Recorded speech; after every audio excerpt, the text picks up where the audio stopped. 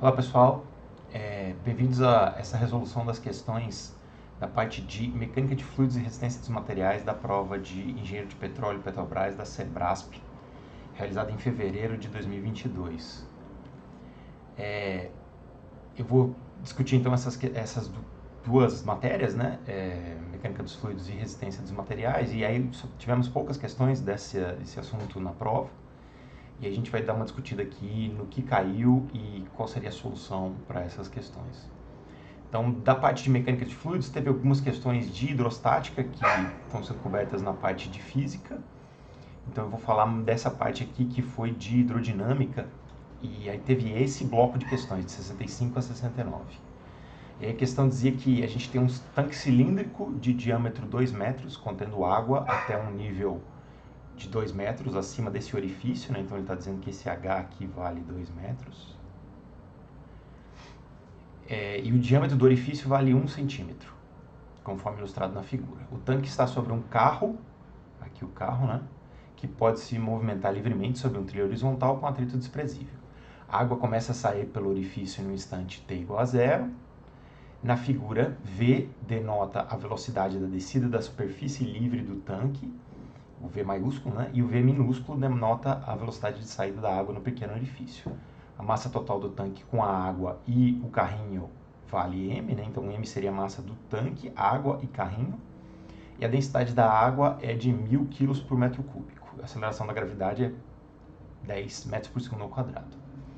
E aí ele pede para julgar uma série de afirmativas a respeito desse sistema que ele descreveu, né? A partir das informações precedentes no texto e na figura, julga os próximos itens. A velocidade V de saída da água pelo orifício é 2000 vezes maior do que a velocidade V maiúscula de descida da superfície livre do cilindro. E aí, para resolver essa questão, né, como a gente não tem informações sobre a compressibilidade da água e como a gente está considerando uma situação atmosférica aqui, né, a gente vai considerar que as pressões envolvidas são baixas. Envolvidas são baixas. Logo, a gente vai considerar a água incompressível.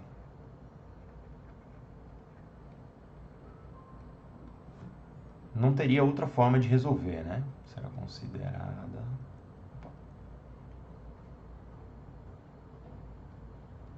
incompressível. E é muito comum fazer essas hipóteses de incompressibilidade de líquidos quando a gente está considerando uma situação assim atmosférica, né? Bom, e aí a gente vai então considerar, como a água está sendo considerada incompressível, a gente vai ter pela equação da continuidade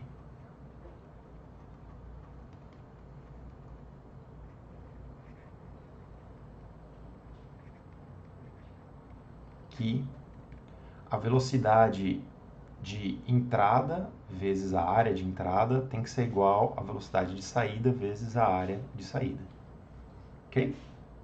E aí, a área de saída da água, né, desse sistema aqui, né? Então, daqui para frente eu vou considerar o sistema como sendo o volume de controle, né, como sendo ele vai daqui de cima, né, da região onde a água está descendo, ele engloba o tanque, a água e o carrinho, né? Isso aqui vai ser importante para umas afirmativas mais para frente, né? Eu poderia ter escolhido outro volume de controle que só englobasse a água, por exemplo, né? Mas assim é mais fácil porque já vai ser útil para a próxima questão esse volume de controle. Então a gente tem a velocidade de saída como sendo essa daqui, né? Que está saindo do volume de controle, e a velocidade de entrada é essa daqui, né? Então considerando que esse limite aqui fica um pouquinho infinitesimal, né? Abaixo do nível atual do líquido no tanque. Okay? Aí o que está entrando seria esse V maiúsculo, né? Então aqui seria o V maiúsculo, aqui seria o V minúsculo.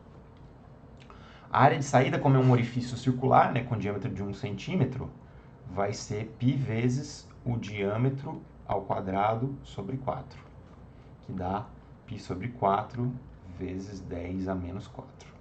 E a área de entrada também é circular, né, só que é o diâmetro grande ali de 2 metros, né? Então fica π sobre 4 vezes 2 ao quadrado, que vale π sobre 4 vezes 4 metros quadrados. Aqui também é metros quadrados. E aí quando a gente substitui aqui, então fica com Vzão vezes π sobre 4 vezes 4 é igual a Vzinho vezes π sobre 4, 10 a menos 4. E aí ele está pedindo a razão entre a velocidade de saída e a de entrada, né? Então ele quer que calcule o Vzinho sobre Vzão, que vai dar, então a gente pode cortar o π sobre 4 aqui, né? Isso aqui vai dar 4, 10 a quarta, que é diferente, né, dos 20 mil, né, que ele está falando. Então, essa afirmativa está errada. O valor correto aqui seria 40 mil, né? 4, 10 a quarta. Seguindo adiante. Então, a afirmativa 66 diz que a velocidade de descida da superfície livre do tanque pode ser expressa como V igual a K vezes a raiz quadrada dessa altura aqui, né? Em que a constante K não depende da densidade da água.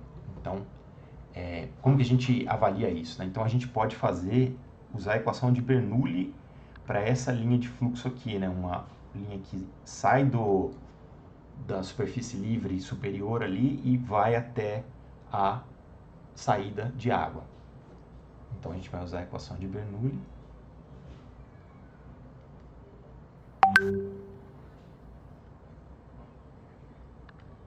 E aí isso vai dar, então, que a pressão nessa superfície, né? Então, eu vou chamar tudo isso aqui de entrada, né? Então, a pressão na entrada mais meio de ρ, velocidade na entrada ao quadrado, mais ρg vezes o z da entrada tem que ser igual à pressão nesse ponto aqui, que eu vou chamar tudo de saída, né? Como a gente estava considerando na questão anterior, mais meio de ρ, velocidade de saída ao quadrado, mais ρgz da saída. E aí a gente pode colocar o zero do z aqui, né? Então aqui seria z igual a zero, de tal forma que esse zs aqui dá zero, e aí esse ze aqui vale o próprio h, né? Então a cota desse ponto aqui, se a gente considerar que o zero é aqui, né? A cota disso vale h. E as pressões, a gente está considerando que o tanque é aberto para a atmosfera, né? E então a pressão aqui é a pressão atmosférica, e a pressão aqui também é a pressão atmosférica. Então a gente vai cortar esses dois aqui, são iguais, né? Então a gente vai ficar aqui meio de ρ vezes, então a velocidade na entrada seria o Vzão ao quadrado, mais ρgh é igual a meio de ρ Vzinho, né? Então o Vs aqui é o Vzinho ao quadrado. Okay? Então o ρ vai embora aqui dessa equação, né? Então a gente vai ficar com podemos multiplicar tudo por 2 para simplificar a equação, então vai ficar com V ao quadrado mais 2GH é igual a Vzinho ao quadrado. E aí a gente pode usar aquela relação que a gente obteve na questão anterior, né? A gente nem precisaria ter de saber exatamente quanto é o valor, a gente poderia simplesmente dizer que a velocidade Vzinho vai ser uma constante C1 vezes a velocidade Vzão, né? Então, a gente pode escrever isso dessa forma aqui. Então, V ao quadrado mais meio 2, né? GH é igual a C1 ao quadrado, Vzão ao quadrado. Então, a gente vai ficar aqui, o Vzão vai valer, ao quadrado, né? Vai valer 2GH sobre 1 menos C1 ao quadrado. Então, o V vai valer raiz de 2g sobre 1 menos c1 ao quadrado vezes raiz de h. Então está correta a afirmativa, né? Então a gente vai ter que o Vzão vai ser proporcional à raiz quadrada da altura, multiplicado por uma constante que não depende da massa específica, né, ou da densidade da água. Então só depende da aceleração da gravidade, e esse C1 ele tem a ver com os tamanhos das áreas aqui, né, como a gente viu na questão anterior, né? Então, nada que depende da densidade da água, então está correta a afirmativa. Beleza. Aí a questão seguinte, ele pergunta se a altura inicial H quadruplicar, então o tempo para esvaziar o tanque até o nível do orifício vai dobrar. E essa questão já é um pouco mais complicada que as duas anteriores, né? Então, ele está perguntando o seguinte, se o H0 passar a ser... Então, no caso que ele descreve aqui, né, ele fala que o H0 vale 2, né? Então, o que acontece se o H0 passar para 4 metros? Então, como é que a gente analisa isso? Então, a primeira coisa a fazer é verificar que a velocidade de descida aqui, né, ela é nada mais do que a derivada da altura em relação ao tempo, né? Então, na verdade, como a gente está considerando isso aqui como positivo, né, então aqui seria o negativo, né? A altura está caindo com o tempo, né, então essa derivada é negativa. Então, para a gente ficar com os sinais corretos, a gente teria que colocar um negativo na frente. Eu vou escrever aqui. Então, menos dHdt. Então, a taxa de queda do nível da água é justamente a velocidade de descida aqui que a gente achou, né? O V maiúsculo. Então, se a gente escrever como estava escrito na questão anterior, né? O V como sendo K raiz de H, a gente vai ter que isso aqui vai dar menos dHdt. Então, a gente tem agora uma equação diferencial ordinária, né? Porque a gente não tem derivadas parciais. Ordinária para a altura em função do tempo, né? Então, se a gente resolver essa equação, a gente consegue descrever como que a altura varia em função do tempo, né? Então, como é que a gente faz? As variáveis aqui são separáveis, né? Eu posso jogar todo o h para um lado e todo o t para o outro, e aí eu ficar com as variáveis separadas dos dois lados da equação. Eu nem tenho t, né? Então basta jogar o h para o outro lado, né? Vai ficar algo assim, ó. Menos dh sobre k raiz de h é igual a dt. Estou jogando dt para lá e estou jogando isso aqui para o outro lado. Então fica dividindo o dh, né? E aí eu posso integrar os dois lados, né?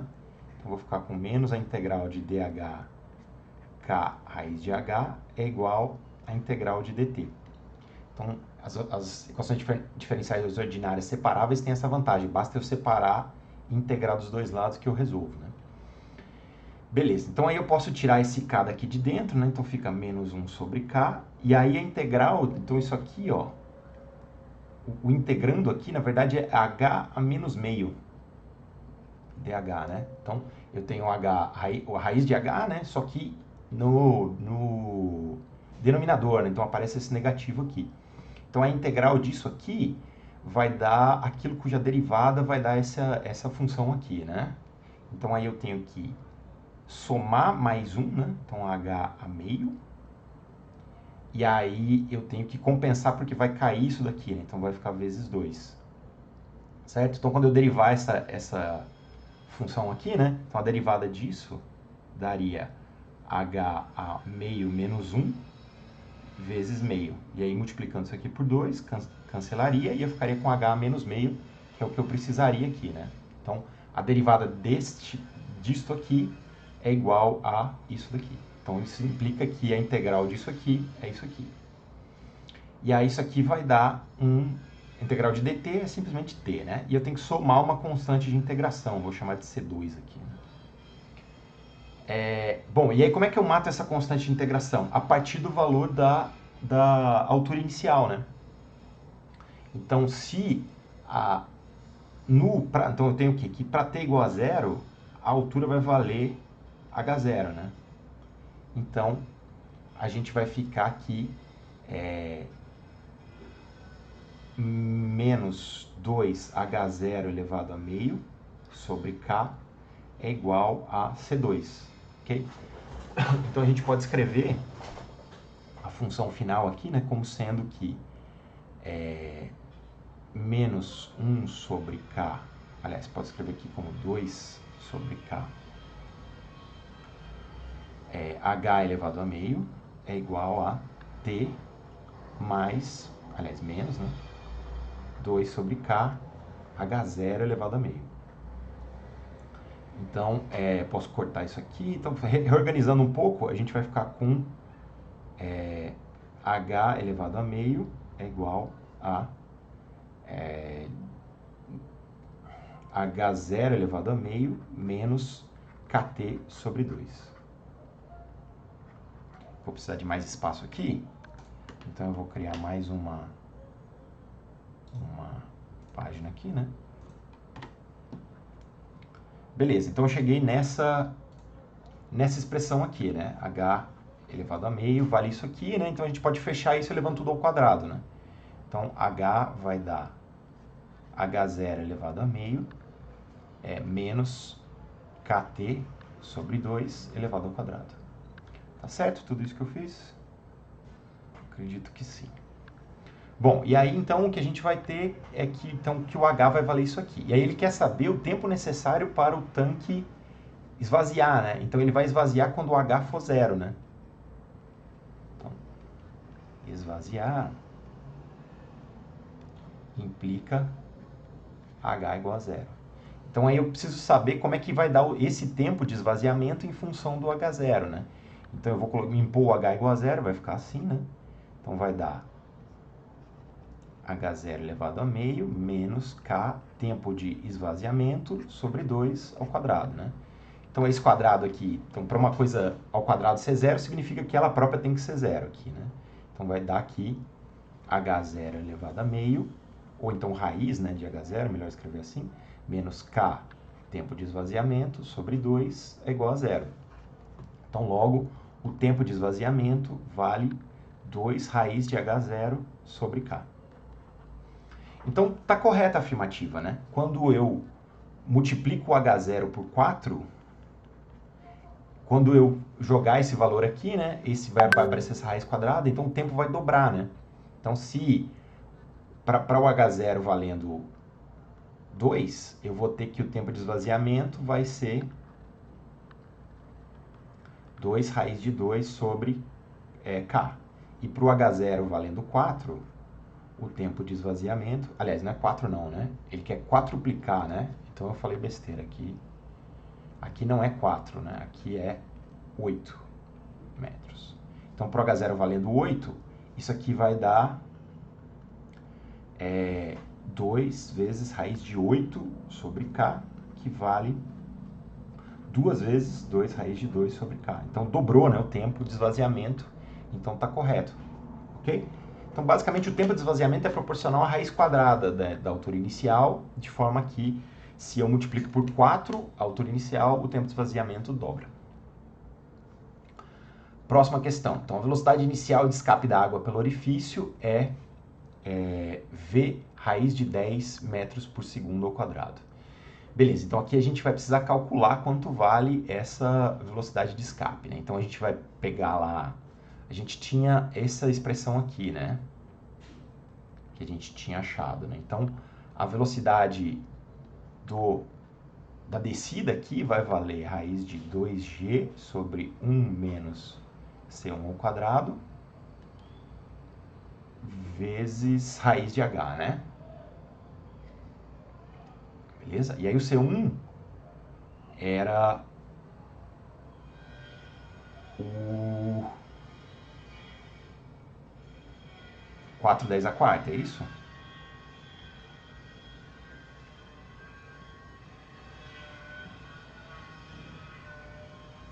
Isso, né?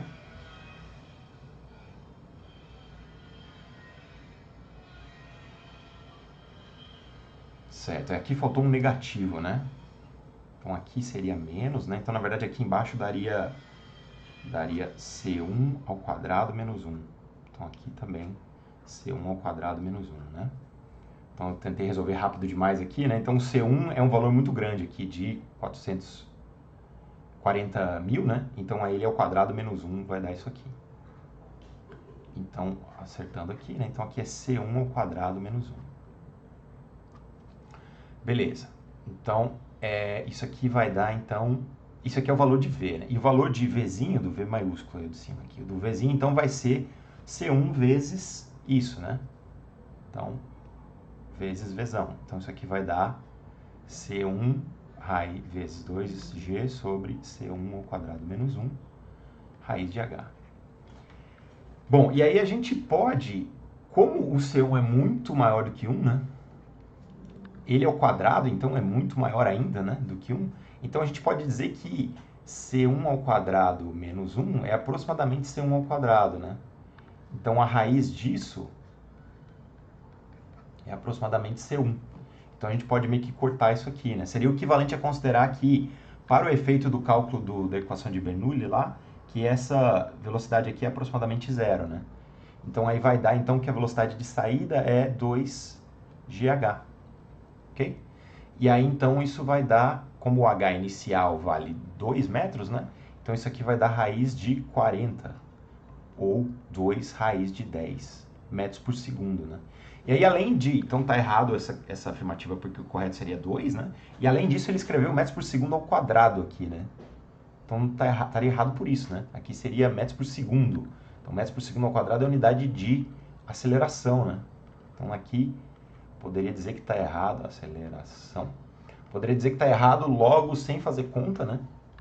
Bastando olhar que essa unidade está incorreta.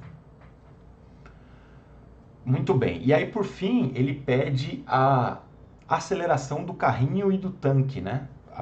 Em unidade do SI na direção contrária à velocidade de saída do orifício, né?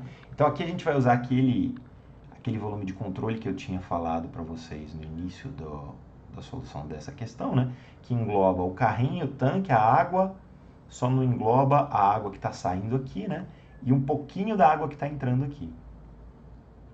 E aí a gente vai usar o teorema do transporte de Reynolds nesse volume de controle. E aí o que diz o teorema do transporte de Reynolds? Então, que para B alguma propriedade extensiva do sistema, né, a derivada no tempo de B do sistema, que coincide com o volume de controle num determinado instante, vale a taxa de saída de B menos a taxa de entrada de B, mais a derivada parcial dessa propriedade B dentro do volume de controle. Okay? E aí eu vou considerar a propriedade B como sendo a quantidade de movimento, né? Então vai ser uma propriedade vetorial, né? E aí, como ele está pedindo aceleração na direção da saída do orifício aqui, né? Eu vou desconsiderar as coisas na direção vertical e eu vou considerar somente na direção horizontal, né? Então eu vou considerar B como sendo só a parte B, então vai ser m vezes v horizontal, digamos assim, né? Então só a parte horizontal das velocidades, né? E aí a derivada disso aqui, né? Dessa quantidade de movimento, dessa componente da quantidade de movimento, isso aqui, pela segunda lei de Newton para a quantidade de movimento, diz que a força resultante é igual à derivada da quantidade de movimento de um sistema, né? Então a força resultante sobre um sistema vale a derivada da quantidade de movimento desse sistema, né? Então, como eu estou considerando só na direção horizontal, eu vou considerar então que essa derivada aqui me dá a força resultante na direção horizontal sobre esse meu sistema todo aqui. Então, a força resultante na horizontal vai ser igual a dB sistema dt. Bom, e aí, sobre esse sistema aqui, a gente não tem força resultante na horizontal, na verdade, né? Todas as forças que agem, então se a gente for olhar quais as forças que agem sobre esse sistema, então tem a normal do chão sobre o carrinho e tem o peso do tanque, da água e do próprio carrinho, né? Então todas essas forças são verticais, né? Então não tem força resultante na horizontal sobre esse sistema, então isso aqui vai dar zero, né? Então a gente vai ficar que zero é igual a bs ponto menos be ponto mais del t de m, volume de controle, velocidade do volume de controle. Beleza? E aí, a gente está considerando então... Então, como é que fica essas questões aqui da entrada e saída de quantidade de movimento no meu volume de controle, né? Então, o que está saindo de quantidade de movimento no meu volume de controle é isso daqui, né? É pelo orifício aqui. E o que está entrando é aqui por cima, né? Só que o que está entrando de volume de quantidade de movimento no volume de controle aqui é tudo vertical, né? E eu estou desconsiderando a vertical, só estou considerando a horizontal. Então, na entrada não vai ter impacto. Já na saída, eu vou escrever isso então como sendo o B. Então, esse Bzinho aqui é a propriedade intensiva é a intensiva de Bzão. E aí a intensiva, então, vai ser, para eu achar, né, quanto vale, eu divido por m, né? Então, Bzinho é igual a Bzão sobre m, que vale a própria velocidade, né, vetorial na direção horizontal. Então, isso aqui vai ser B na saída vezes a massa específica na saída, vezes a velocidade na saída, vezes a área de saída. Né? Então, isso aqui é a taxa de saída da propriedade Bzão. E isso aqui, ó, eu vou escrever como sendo a massa que está dentro do volume de controle, que é o que ele já deu como sendo o Mzão, né? ΔT, vezes a velocidade do volume de controle, do VC. E aí eu vou escrever essa derivada aqui, né? Isso aqui igual a zero. E aí eu posso escrever essa derivada parcial como sendo, eu posso aplicar a regra do produto aqui, né? Então fica que essa derivada desse produto de duas coisas é del m del v vc del t mais vvc del m del t. E ele quer saber a aceleração inicial, né? E aí, para a aceleração inicial, então na situação inicial, a velocidade do carrinho era zero, ele estava parado inicialmente, né? Ele fala aqui, o tanque está sobre um carro que pode se limitar, a água começa a sair por um instante. Então, ele não fala, né?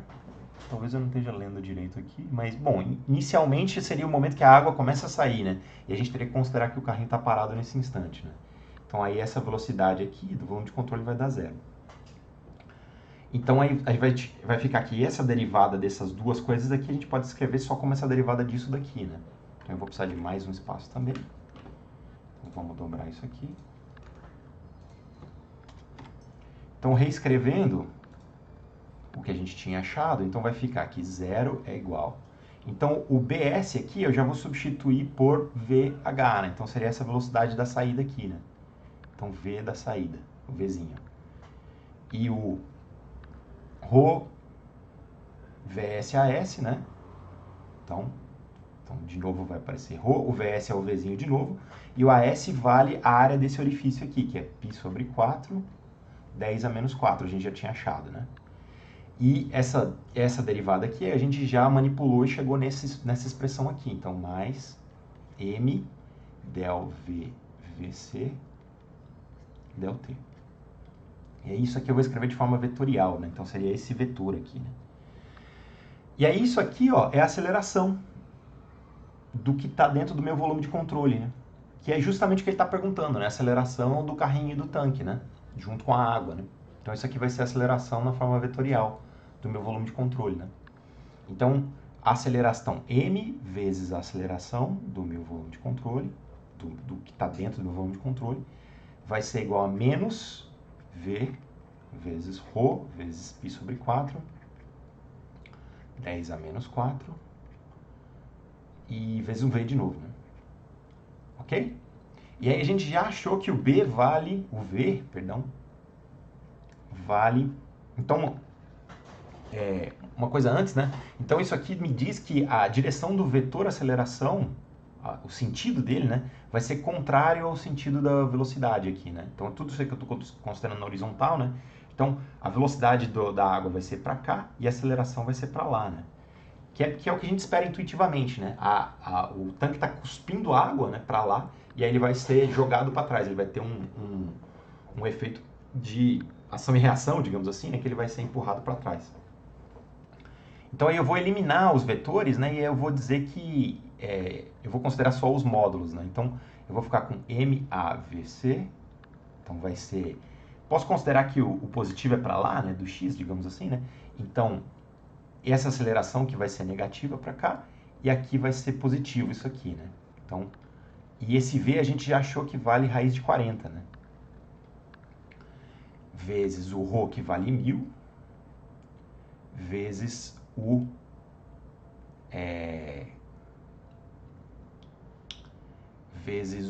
π sobre 4, né? Vezes 10 a menos 4, e vezes o V de novo, que vale raiz de 40 mais uma vez, né? Ok? Então isso aqui, ó, eu posso juntar esses dois aqui e aí eu fico só com 40. Aí esse 4 eu posso cortar aqui. E aí sobra um 10 aqui, né? E aí eu tenho 1000 vezes 10 a menos 4, que dá 10 a menos 1. E eu tenho 10 vezes 10 a menos 1, que dá 1. Ok? Então, e aí esse menos corta com esse menos, né? Então eu fico que VA do VC vai valer, de fato, π sobre m, como ele tinha proposto aqui, né? Não está correta essa afirmativa. Mas, enfim, essa questão, embora estivesse correta e tal, e fosse possível resolver, ela envolve uma série de contas, né? Um conhecimento grande aí dessa questão do teorema do transporte de Reynolds. Então, era uma questão boa para pular até, digamos assim, né?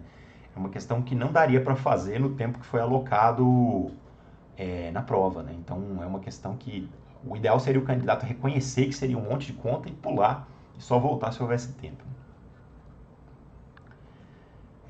Bom, e aí agora então a parte de resistência dos materiais. Então, o último bloco de questões foi sobre mecânica dos fluidos, né, dinâmica dos fluidos. Então agora a gente vai falar sobre resistência dos materiais. Então só tem também um bloco de questões de 72 a 79. E aí os corpos materiais, é o que diz o enunciado, né, nunca podem ser estritamente corpos rígidos, pois sempre que submetidos à ação de uma força externa, sofrem deformações que alteram as distâncias relativas entre suas partes. As deformações, quando são elásticas e linearmente proporcionais às tensões externas ao qual o corpo está submetido, podem ser calculadas a partir do conhecimento dos módulos de elasticidade de Young, os quais dependem do tipo de material do qual o corpo é constituído. Esses módulos, em geral, são muito grandes em sólidos e líquidos, implicando que esses materiais deformam muito pouco. Como exemplo, os módulos de Young do ferro e do alumínio são dados respectivamente por Y do ferro 21/10 a décima pascal e Y do alumínio 7/10 a décima pascal. Considerando essas informações, julgue os itens a seguir. Então, vamos lá. 72. O fato de sólidos e líquidos se deformarem elasticamente implica na possibilidade de propagação de perturbações ondulatórias nesses meios. Exatamente, né? E aí, inclusive, isso é o que a gente chama de som. Então, o som é a propagação de ondas mecânicas elásticas, né, em meios contínuos, né? Então, como os líquidos e sólidos sofrem essas deformações elásticas, existe a possibilidade de propagar som no sólido e no líquido. Também poderia propagar no gás também, mas ele não está falando sobre isso, né? Então, como ele perguntou do líquido e sólido, está correto nessa afirmativa que ele fez. Se uma barra de alumínio e outra de ferro do mesmo tamanho foram submetidas a uma mesma força externa que tende a comprimi-las, então a barra de alumínio irá comprimir 3 vezes mais do que a barra de ferro. Então ele está dizendo lá, se eu tiver uma barra de alumínio e uma de ferro, que eu coloco as mesmas forças, né, tendendo a comprimir essas barras, então eu vou ficar com a tensão vai ser igual a força sobre a área. Então, se a força ele está dizendo que é a mesma e a área é a mesma porque a barra tem os mesmos tamanhos, né? Então, as duas tensões vão ser iguais.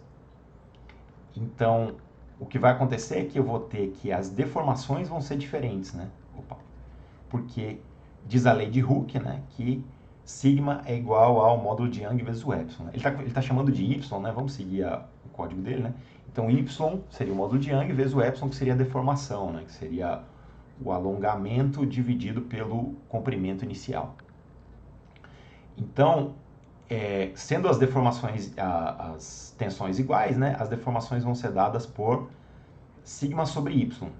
Então, se os sigmas são iguais, então as deformações vão estar em proporção inversa dos módulos de Young, né? Se o ferro, como a gente está vendo aqui, do ferro é 21/10 a décima, e do alumínio é 7/10 a décima. Então, se o módulo de Young do ferro é igual a 3 vezes o módulo de Young do alumínio, então a deformação do ferro vai ser a deformação do alumínio sobre 3. Ok? Então, a barra do alumínio vai se comprimir 3 vezes mais que a barra de ferro. Tanto se a gente estiver considerando a compressão como deformação ou como alongamento mesmo. Também vai dar na mesma, vai ter essa proporção de 3 vezes, né? Então ele está dizendo que o epsilon do alumínio vai ser igual a 3 vezes o epsilon do ferro. E isso também vai implicar, como os comprimentos iniciais são iguais, né? Que o ΔL do alumínio vai ser igual a 3 vezes o ΔL do ferro. Correto aqui, então. E seguindo adiante, a velocidade de propagação de uma onda de ferro, uma onda no ferro, é 3 vezes maior do que a velocidade de propagação de uma onda no alumínio. Então essa aqui está incorreta, porque a velocidade do som nos meios, né, ela é proporcional à raiz quadrada do módulo bulk sobre a massa específica, né? E aí o módulo bulk, ele é proporcional ao módulo de Young. Então, a velocidade de propagação de uma onda em um meio qualquer, né, ela é proporcional à raiz quadrada do módulo de Young, né? De forma que a velocidade de propagação no ferro não vai ser 3 vezes maior, vai ser... Não é diretamente a raiz quadrada, né? Porque também entra o módulo de Poisson, né? Então também não dá para dizer diretamente com isso aqui que vai ser 3 vezes maior, né? Então precisaria saber a relação entre os coeficientes de Poisson do alumínio e do ferro para poder determinar, né? Então o módulo bulk também depende do Poisson. Beleza, seguindo adiante, afirmativa 75. Toda deformação elástica implica que um corpo deformado pela ação de uma tensão externa volta à sua configuração original. Isso aqui está meio mal escrito, né? Então, na verdade, o que ele quer dizer é que volta à configuração original quando se retira a tensão, né? Se eu não retirar a tensão e, ao contrário, aumentar mais ainda, eu posso chegar no período de deformação plástica, né? E aí ele não vai voltar à forma original, né? Então, o que ele quer dizer é que quando eu retiro a tensão, ele volta para a configuração original, e isso é a definição de deformação elástica, né? Então tá correto considerando isso, né? Fazendo um favor aí para a afirmativa. Uma viga com suas extremidades fixadas em 2 pontos de apoio tende a se curvar. Então ele tem lá uma viga em 2 pontos de apoio, né? E ele está dizendo que a viga se curva. Até aí, beleza, está correto. Então a gente está falando de flexão de viga, né? Implicando em uma compressão em todos os pontos da viga. Aqui é que ele errou, né? Então, se a gente analisar, né, lembrando da teoria da flexão, a gente vai ver que essa parte de cima da viga curvada, de fato, está comprimida, né? Quando a gente faz assim, a parte de cima está comprimida, mas a parte de baixo da viga fica tracionada, né? Fica esticada quando a gente flexiona a viga, né? Então aqui está incorreto, porque nem todos os pontos ficam tracionados. A parte de baixo da viga ficam comprimidos, né? A parte de baixo da viga fica tracionada. 7.7. Todo material tem módulo de Young de dilatação igual ao módulo de compressão. E aí isso também não é verdade, né? Então, principalmente em alguns casos de materiais mais frágeis, né? Que eles têm algumas trincas internas, né? Então, quando eu comprimo esse material, as trincas fecham, né? Então, aí esse pedaço da trinca ajuda a resistir à compressão. Em compensação, quando eu tenho esse material frágil com algumas trincas, né? Quando eu puxo ele, né? Quando ele tá chamando de dilatar, né? Eu não costumo ver dessa forma, eu chamaria de tracionar, né? Mas tudo bem.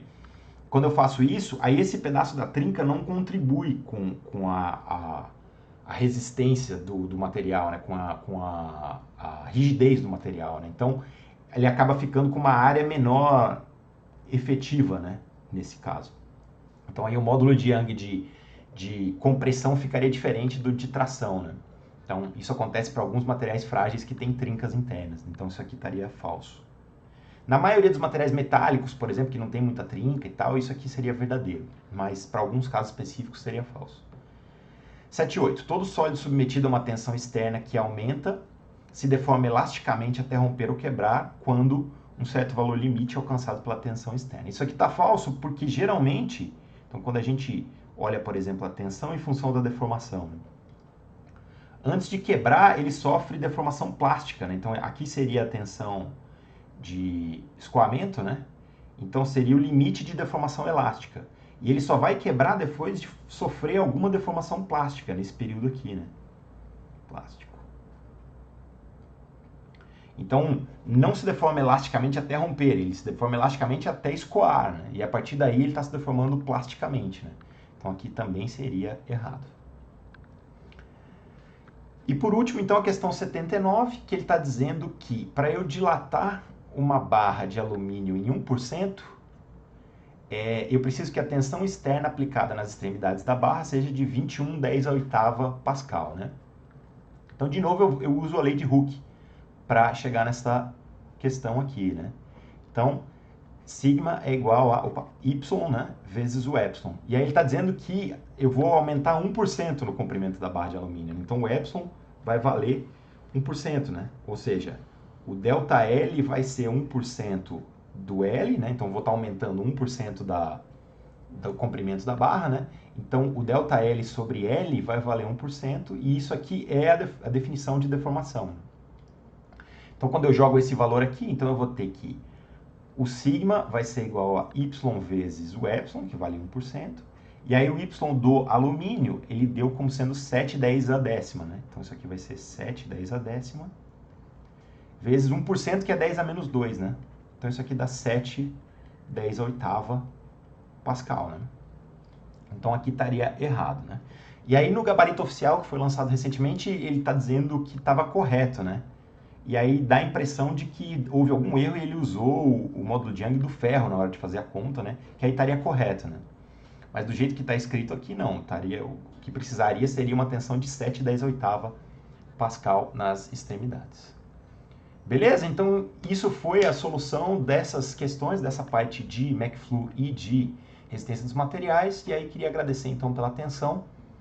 E muito obrigado e boa sorte nos estudos aí.